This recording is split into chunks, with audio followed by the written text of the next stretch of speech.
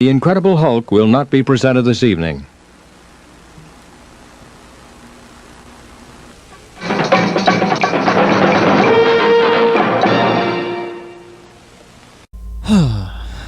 "2019 was fun, so let's close it out by ranking all 15 Star Wars movies.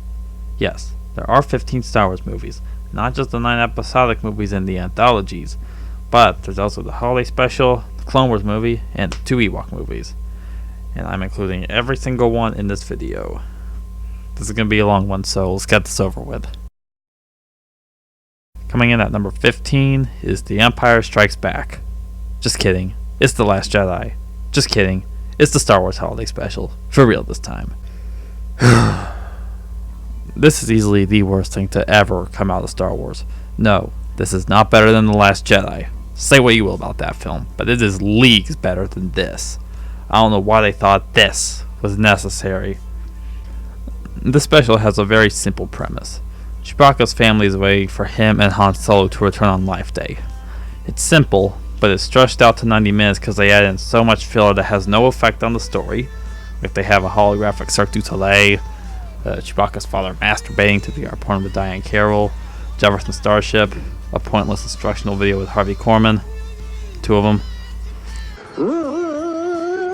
B. Arthur's musical number in the cantina, also with Harvey Korman, and the very anticlimactic cartoon that introduced us to Boba Fett just 2 years before Empire. That's not all though. We have to sit through several minutes of Wookiee talk without subtitles, god-awful visual effects, Princess Leia's musical number. It's just so bad, and there's literally not one redeeming quality about it. Can't believe Life Day was made canon in The Mandalorian. That is sad. Also, I'm pretty sure George Lucas never said he wanted to destroy every copy of this thing. There's no actual source of this. He's spoken about the special, but never like that. I've survived this thing 3 times in my life, and I don't know how I did it. Let's just move on. Number 14 is Star Wars Episode 2, Attack of the Clones. John Williams' score is good. Ewan McGregor is also good. I got some enjoyment from Christopher Lee. That's it. I hate pretty much everything else about this movie. One thing I'll say about the prequels is that George Lucas is good at world building. It's writing he's bad at. Awful humor, bad dialogue. If Master Obi-Wan caught me doing this, he'd be very grumpy. I don't like sand. It's coarse and rough and irritating, and it gets everywhere.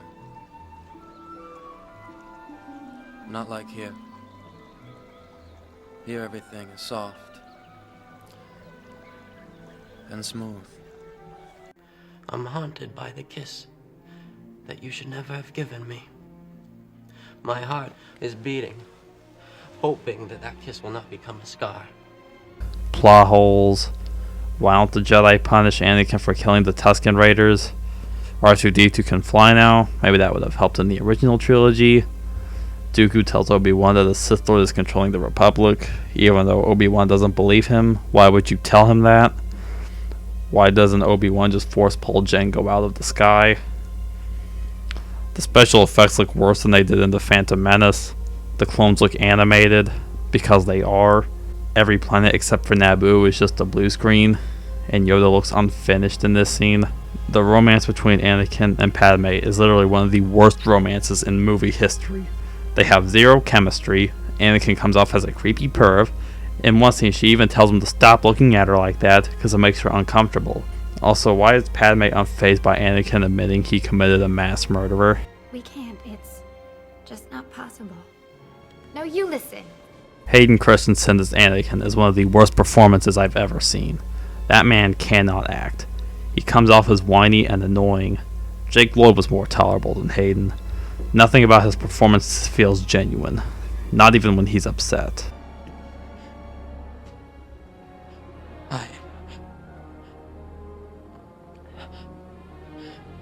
I killed them.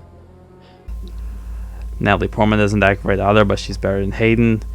I like Samuel Jackson when he's more... Say what again? Say what again? I dare you. I double dare you, motherfucker. Say what one more goddamn time. Than less. I think it is time we inform the Senate that our ability to use the Force is diminished. Why do I think they gave Dooku the name I count just because Christopher Lee played Dracula? That's like the only reason I can think of. Oh my god, I just realized something. Padme hires Jar Jar to take her place while she's away, and then Jar Jar gives Palpatine emergency powers. And then in the next movie, Palpatine takes control and rebrands the Republic as the Empire. Jar Jar is a key to all this.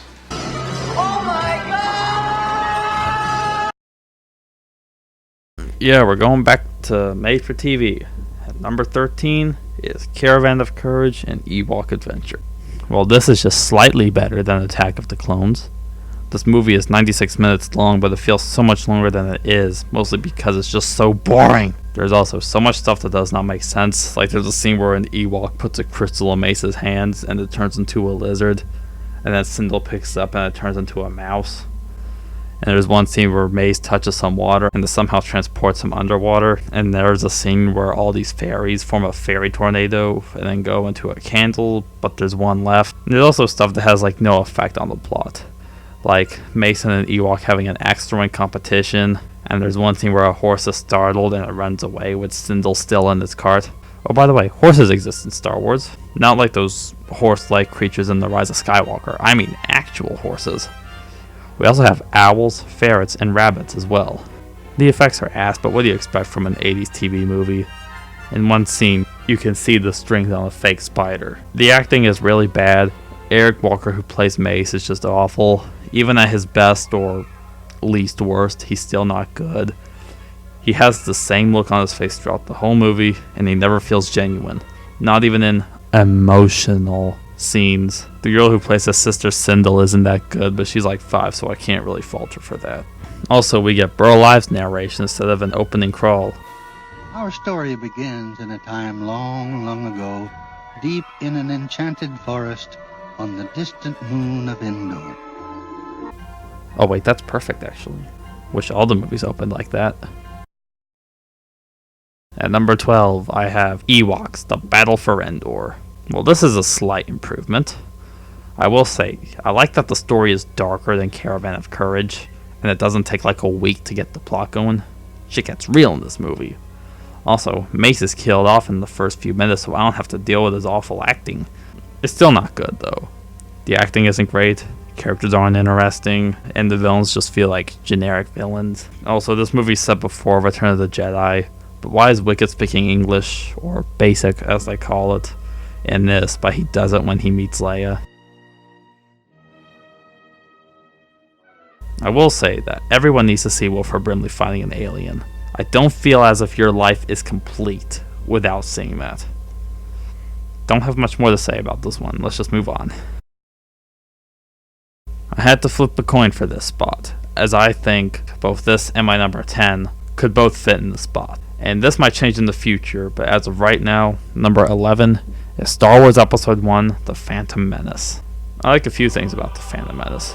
I like Duel of the Fates, Liam Neeson and Ewan McGregor are good. I like Darth Maul because he barely speaks. I like the relationship between Qui-Gon and Anakin, and I like the scene of Anakin leaving his mother, and that's about it.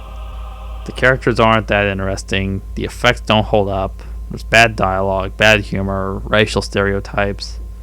I don't hate Anakin as much as most people do. I mean, he is a bit annoying and poorly written, and he's not at all what we thought Vader would be, but he's better than Jar Jar and better than Hayden Christensen. And as much as I hate Jar Jar, I'm at best didn't deserve what he got for this. It's not his fault Jar Jar sucks, he just did what George Lucas told him. There's a lot of things in this movie that don't make sense. Like, why is there a child-sized helmet?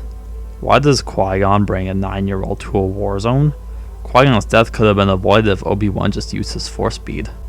Also, one thing I want to ask is, who exactly is the protagonist here? Is it Qui-Gon? But he dies at the end.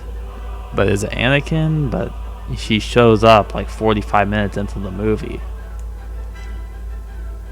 The effects don't hold up that well, but this movie actually relies on CGI the least out of the prequels, because more than one location is real.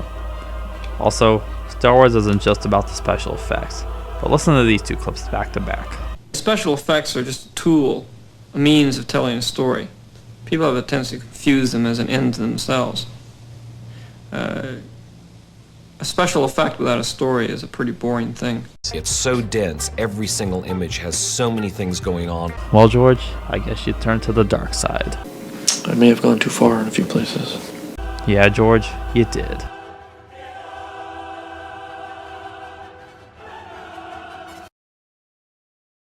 Number 10 is Star Wars The Rise of Skywalker. I already reviewed this, but I could give some minor thoughts. The first act is a scavenger hunt, the second is some Star Warsy stuff, and the third is basically the battle scene in Avengers Endgame. Like, there's literally one scene where Rey says something very similar to what Iron Man says in Endgame. Also, I learned that the guy who co-wrote this movie also wrote Batman v Superman and Justice League. Actually, that explains a lot. Not done with this movie yet. I've got another ranking coming soon.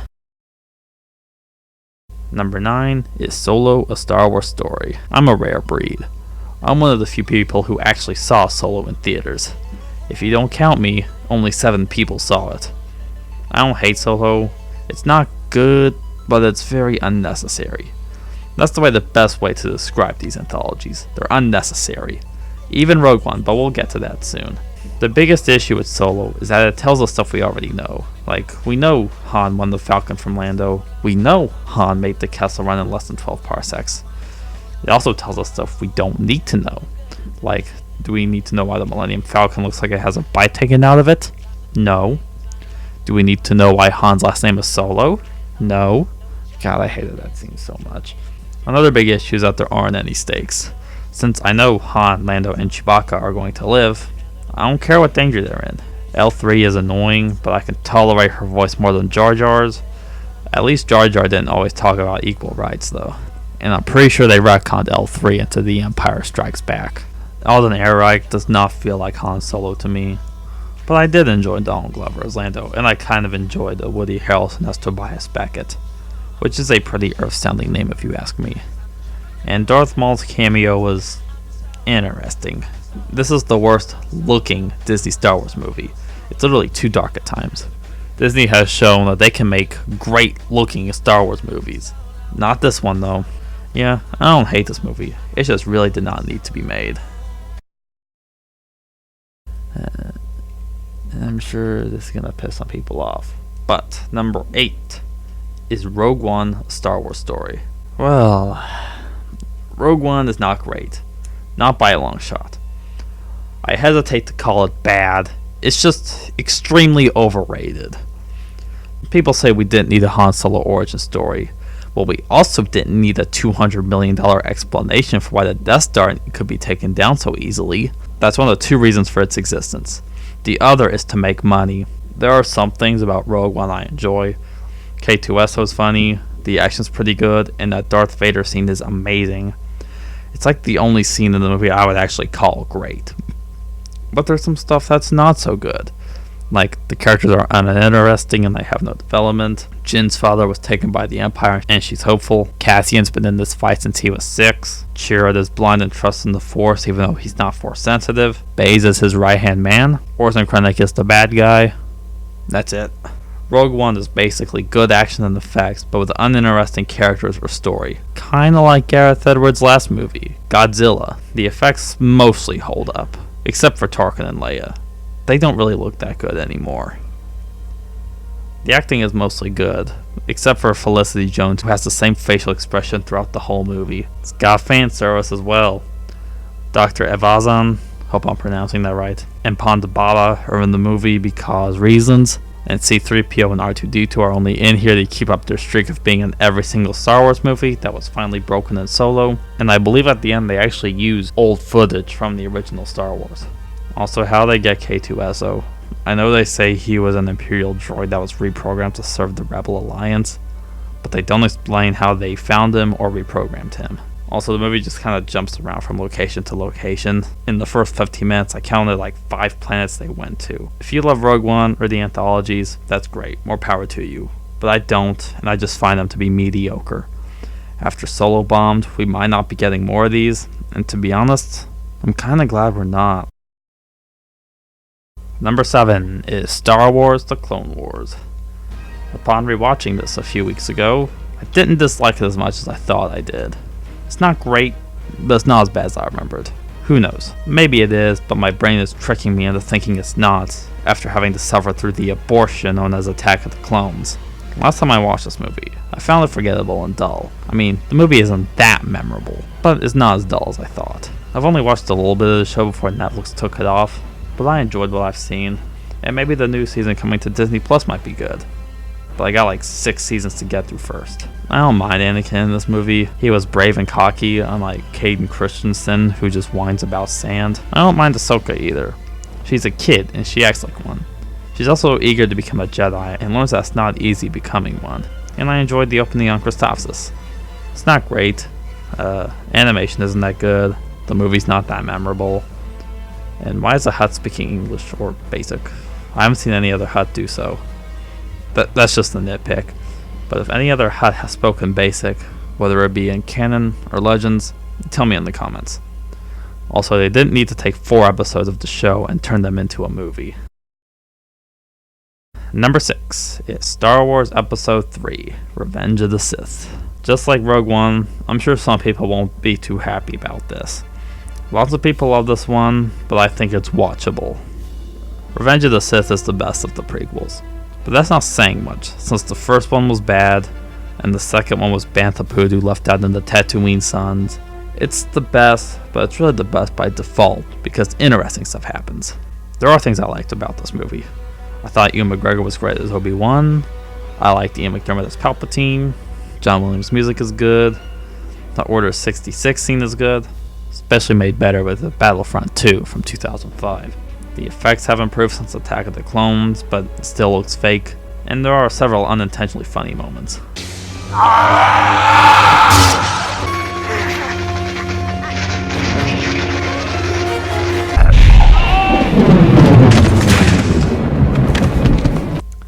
Still not a great movie. It's got bad dialogue. I am the Senate. Only a Sith deals in absolutes. I'm not even gonna point out the irony here. You're so beautiful. It's only because I'm so in love. No. No, it's because I'm so in love with you.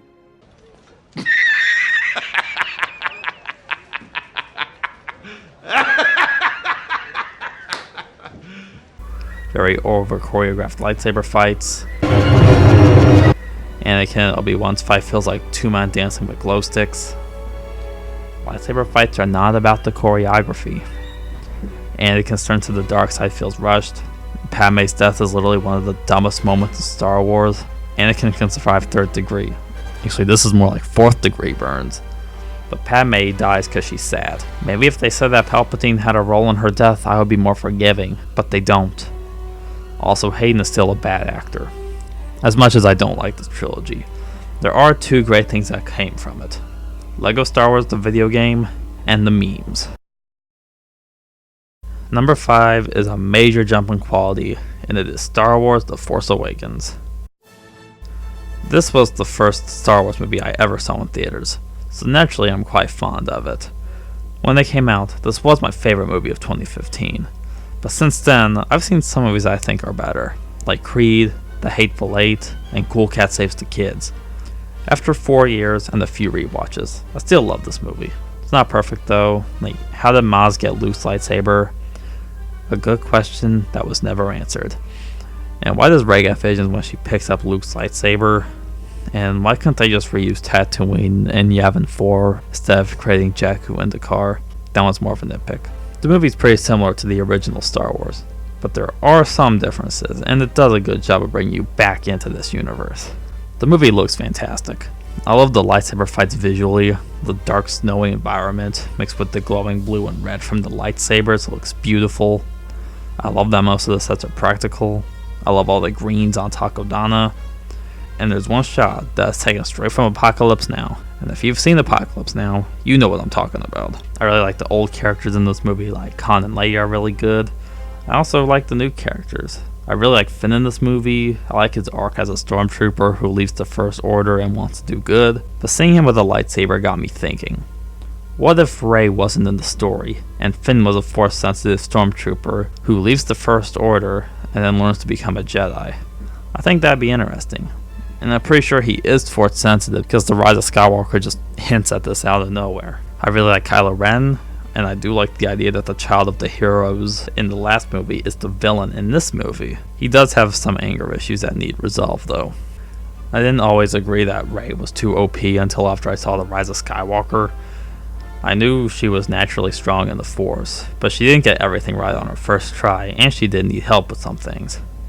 Despite its flaws, I still really like this movie, and it's definitely one of my favorite Star Wars movies.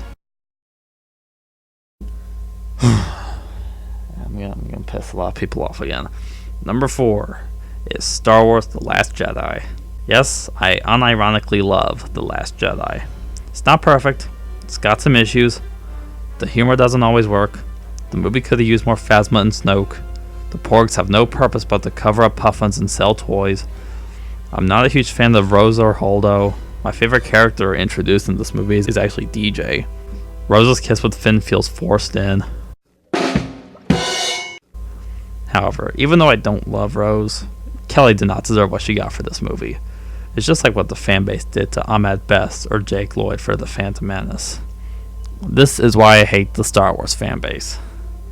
I'm not a huge fan of Canto Bight and the Rose and Finn subplot, but I get why it's there, so Finn can have some character development and care about the Resistance and not just Rey. I can kinda get why Holdo didn't tell Poe about the plan, as he was being cocky, overconfident, and disobeyed Leia's orders. But on the other hand, he took down a dreadnought. There was so much to talk about with this film, I could give it its own review, but I'm not going to. The movie looks fantastic. This is the best looking Star Wars movie ever made. The space battles look amazing, the colors are beautiful, the lightspeed scene is amazing to look at. You could take any frame from this movie and put it on your wall, especially these two. I love this movie's message about moving on from failure. Luke and Yoda's scene shows us amazingly. Luke and Yoda is my favorite part of the movie. That, or Luke vs. Kylo Ren on Crate. Also, this movie's message is not, let the past die. You do remember it was the villain who said that, right? I love the direction they took Luke Skywalker in. No, he did not try to kill his nephew. You do remember there were 3 different versions of the story, right? 1, Luke goes to confront Ben, but Ben destroys the hut with the Force. 2, Ben's side of the story. Luke tries to kill him, then acts in self-defense. 3, the true version of the story. Luke sees that Snoke had already corrupted him, meaning Ben was already evil, and in the moment of instinct pulls out his lightsaber, before shamefully realizing what he's done.